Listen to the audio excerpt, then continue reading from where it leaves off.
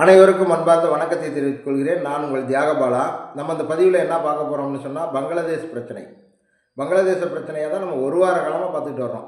ஏன் ஒரு வார காலமாக அதையே தொடர்ந்து பார்த்துட்டு வரோம்னா, நமது நாட்டுக்கும் அண்டை நாடு அது. அங்கே எந்த ஒரு பிரச்சனைகள் ஏற்பட்டாலும் அது இந்தியாவிலையும் தாக்கத்தை ஏற்படுத்தும். அடுத்து அங்கே நடந்த சம்பவத்திற்கு அந்த உஸ்மான் ஹாதி என்ற நபர் கொலை செய்யப்பட்டதற்கு இந்தியாவையே குற்றவாளி கூண்டில் நிறுத்துகிறார்கள் அங்கே உள்ள போராட்டக்காரர்கள். ஒன்று. ரெண்டாவது, இந்துக்கள் தாக்கப்படுகிறார்கள். இதெல்லாம் இந்தியா மீது நேரடியான தாக்குதல் அல்லது தாக்கத்தை ஏற்படுத்தக்கூடிய ஒரு சம்பவமாக நிகழ்வதால் நம்ம அதை தொடர்ந்து நம்ம பங்களாதேஷ் பிரச்சனையை முக்கியத்துவம் கொடுத்து வீடியோ போட்டுக்கிட்டு வர்றோம். அந்த வகையில் இப்போ ஒரு திருப்பம் ஏற்பட்டிருக்கு. அதாவது இந்தியர்களுக்கு மகிழ்ச்சியான ஒரு விஷயம். அடுத்து பங்களாதேசிகளுக்கு ஒரு நன்மையான விஷயம். அது இப்போ அவர்களுக்கு புரியாது, லேட்டாக தான் புரியும். அது இப்போ அவங்க ஏன்னா வெறியின் உச்சத்தில் இருப்பதால் அவர்களுக்கு அந்த பழமைவாதிகளுக்கு இப்போ புரியாது. அடுத்து என்ன இங்கே நடந்திருக்கு விஷயம் அப்படின்னு சொன்னால், இதுவரை அந்த மாணவர்களுடைய தலைவன் உஸ்மான் ஹாதி படுகொலை செய்யப்பட்டான். படுகொலை செய்யப்பட்ட பிறகு மர்ம நபர்களால் படுகொலை செய்யப்பட்டான். அது சரியான விசாரணை, சரியான கோணத்தில் போய் உடனடியாக அவங்களால வெளியில் சொல்ல முடியலை. இன்னமுமே விசாரணை நடந்துக்கிட்டு இருக்கு. அங்கே முன்னுக்கு பின் முரணான தகவல்களை அரசாங்கமும் மீடியாக்களும் சொல்லிக்கிட்டு வருது.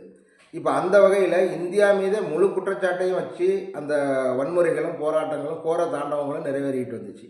இப்போ அந்த மாதிரி சூழ்நிலையில் இப்போ உஸ்மான் ஹாதியுடைய சொந்த சகோதரர் அண்ணன், உஸ்மான் ஹாதியுடைய சொந்த அண்ணன், அவர் பொதுவெளியில் தோன்றி மீடியாவை சந்தித்து ஒரு பேட்டி கொடுக்குறார். அது அப்படியே அங்கே பங்களாதேஷ்லேயே ஒரு மிகப்பெரிய திருப்பத்தை ஏற்படுத்துது. என்ன பேட்டி கொடுக்குறாரு அப்படின்னு சொன்னால், உஸ்மான் ஹாதி என்னுடைய தம்பி இறந்ததுக்கு முழு காரணம் யூனிஸ் கவர்மெண்ட்டு தான்.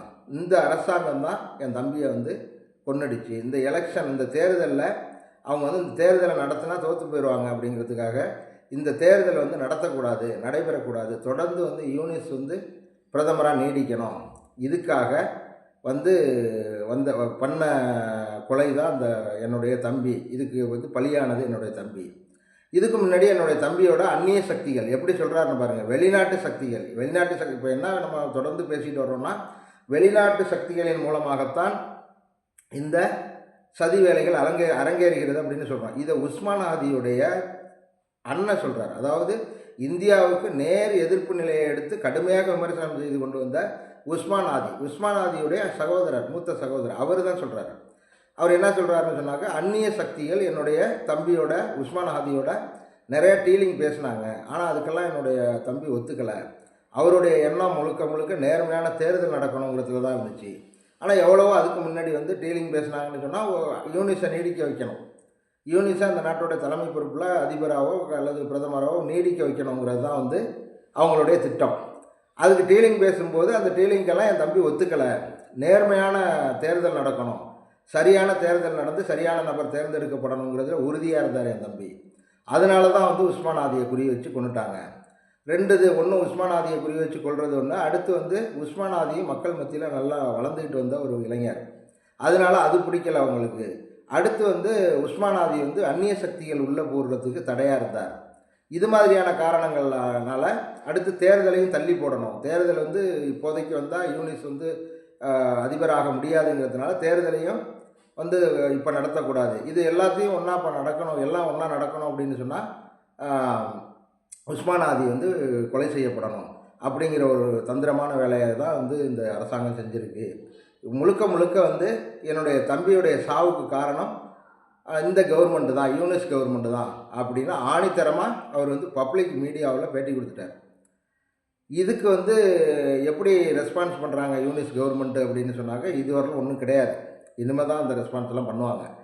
இப்போ யூனிஸுக்கு எதிர்ப்பாக அங்கே மக்களுடைய மனநிலை, அதாவது அடிப்படைவாதிகள் மாறலை. நல்லா கேட்டுங்க, அடிப்படைவாதிகளாக இருந்து இஸ்லாமிய வெறியோடு அங்கே செயல்படக்கூடிய இயக்கங்கள்லாம் இன்னும் சரியாக யூனிஸுக்கு எதிர்ப்பாக மாறலை. அவங்க இப்போ ஒரு நிலை இல்லாமல் ஒரு குழப்பத்தோட வன்முறையில் ஈடுபட்டுக்கிட்டு இருக்காங்க. குழப்பத்தோடு அவங்களுடைய குறிக்கோள் எல்லாமே இந்திய வெறுப்பு, இந்துக்கள் வெறுப்பு. இது மாதிரியான விஷயத்தில் தான் அவங்க இருக்காங்க. அதாவது இந்துக்கள் வெளியேறணும், அங்கே உள்ள காப்பியர்கள், கிறிஸ்தவர்கள், புத்தர்கள், சீக்கியர்கள் வெளியேறணும் இந்த நாட்டை விட்டு. அவங்களுக்கு அவங்களுடைய உடைமைகளை சேதப்படுத்தணும், அவங்க முழுவதுமாக இந்தியாவுக்கு போகணும். இப்படியெல்லாம் கோரிக்கை வச்சுக்கிட்டு அவங்க வன்முறையெல்லாம் பண்ணிகிட்டு இருக்காங்க. இதுதான் அவங்களுடைய குறிக்கோள். ஆனால் வந்து அங்கே நடுநிலையாக உள்ள மக்கள் அவாமி லீக், அதாவது வந்து நம்ம இதோட ஷேக் ஹசீனா இருக்காங்கல்ல முன்னாள் பிரதமர், அவங்களுடைய கட்சி அவாமி லீக் இப்போ சுதாரிச்சிருக்காங்க. உடனே இப்போ என்ன பண்ணிட்டாங்க, இதை பயன்படுத்திக்கிட்டு அவாமி லீக் வந்து அவாமி லீக்னு இல்லை, அந்த அரசாங்கத்தின் மீது அதிருப்தியாக உள்ள எல்லா நபர்களுமே இப்போ வந்து போராட்டத்துக்கு அவங்க வந்து அழைப்பு விடுத்திருக்காங்க.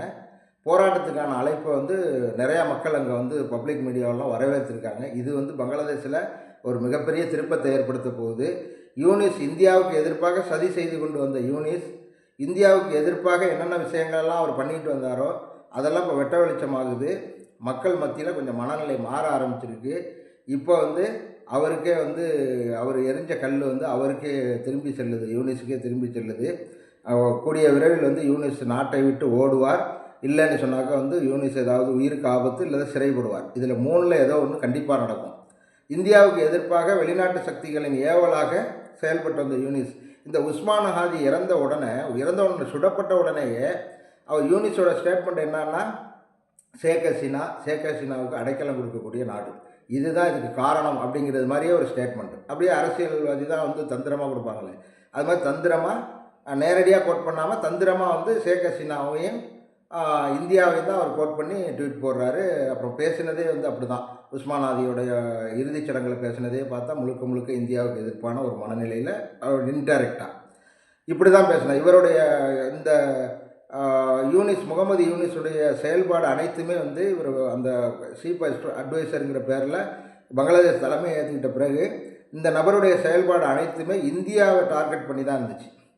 அந்த 7 ஸ்டேட் இதெல்லாம் வந்து அந்த மேப்பெல்லாம் முதல்ல வந்து புக்கில் வந்து அந்த பங்களாதேஷோட அந்த 7 இந்தியாவுடைய வடகிழக்கு மாநிலங்கள் 7 மாநிலங்களையும் சேர்த்து பங்களாதேஷ் மேப்பை வந்து ஒரு புக்காக்கி அதை பாகிஸ்தான் தளபதி கையில், இராணுவ தளபதி கையில் கொடுத்து அதை வந்து பப்ளிக்கில் வெளியிட்டு இதெல்லாம் பண்ணது வந்து யூனிஸ் தான். யூனிஸ் தந்திரமாக வெளிநாட்டுடைய ஏவலாக, அமெரிக்காவின் ஏவலாக குறிப்பாக அப்படி தான் சொல்லப்படுது, ஏவலாக செயல்பட்டார். இதுக்கு வந்து ரஷ்யா கூட நேற்று பெரிய ஸ்டேட்மெண்ட், ஏன்னா அமெரிக்கா உள்ளே வருதுங்கிறதுனால ரஷ்யா ஒரு பெரிய ஸ்டேட்மெண்ட் கொடுத்தாங்க. அதை நம்ம இன்னொரு வீடியோவில் பார்ப்போம். இந்த மாதிரியான காலகட்டத்தில் வந்து இப்போ வந்து இந்த உஸ்மான் ஹாதியோடைய சகோதரர் சொல்லியிருக்குது ஒரு மிகப்பெரிய விஷயம். ஏன்னா வேறு யாரும் சொன்னால் நம்ம உலகமோ அல்லது வந்து மீடியாக்களோ அல்லது வந்து நீதித்துறையோ கண்டுக்காமல் இருக்கலாம். ஆனால் வந்து உஸ்மானுடைய மூத்த சகோதரர் சொல்கிறார் அப்படிங்கும்போது, அப்போ எங்கள் உஸ்மான் ஹாதியோட கூட இருந்தவர், அவருக்கு தெரியும் வந்து உஸ்மான் ஹாதி என்ன மனநிலையில் இருந்தார், அவர் வந்து அதுக்கு முன்னாடி என்னென்ன பிரச்சனைகளை சந்தித்தார், யாருடைய தொடர்பில் இருந்தார், எல்லாமே தெரியும். முகமது யூனிஸ் கவர்மெண்ட்டுக்கும் அவருக்கு என்னென்ன பிரச்சனைகள் இருந்ததுங்கிறதெல்லாம் சொல்கிறார் பப்ளிக் மீடியா. அவங்க நிறையா பிரச்சனை இருந்துச்சுன்னு சொல்லி, இவர் வந்து பங்களாதேஷியாக செயல்பட்டார், அந்நிய சக்திகளுக்கு இவர் வந்து விலை போகலை, அந்நிய சக்திகளோட டீலிங் போடலை அப்படிங்கிறத அவர் சொல்கிறார்.